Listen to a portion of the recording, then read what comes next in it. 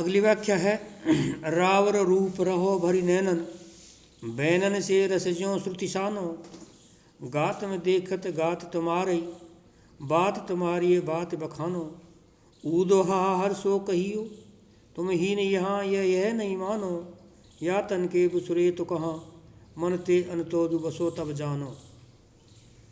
इस पद्यांश में कविवर देव ने विरह विधुरा गोपियों के द्वारा उद्धव को फटकारने की घटना का चित्रण किया है।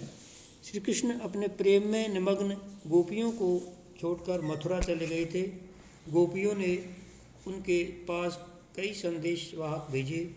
गोपियाँ वियोगनी में तपती रही। तब मथुरा से उद्धव ने आकर उन्हें ज्ञान योग का उपदेश देना प्रारंभ किया। उनके उपदेश से तिल मिलाकर गोपियों ने उन्हें आड़े हाथों लिया।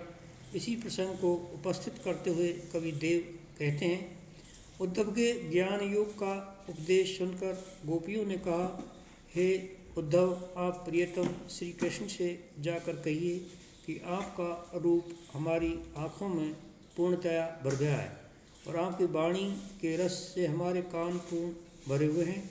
हम सबके शरीर में आपका शरीर झलकता हुआ दिखाई देता है तथा हम परस्पर वार्तालाप में केवल आपके संबंध में ही बातें करती रहती हैं।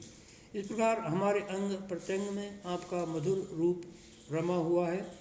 हे प्रभु, भले ही आप हमसे दूर चले गए हों और अब हमारे पास नहीं हों, परंतु हमें ऐसा कभी नहीं मानती कि आप हमसे दूर हो गए।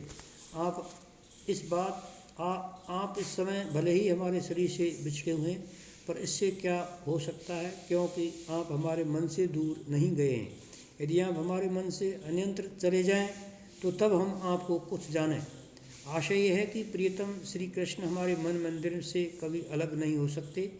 वे शारीरिक रूप से चाहे कहीं भी रहें, परंतु मानसिक रूप से हमारे ही पास हैं। उद्धव, इसमें विशेष यह है कि उद्धव संदेश और गोपियों के उपालंब का वर्णन हिंदी साहित्य की एक महत्वपूर्ण परंपरा रही है। इस संबंध में ब्रह्म गीत की परंपरा विशेष महत्व रखती है और गोपियों की मना स्थिति का अच्छा अंकन किया गया है।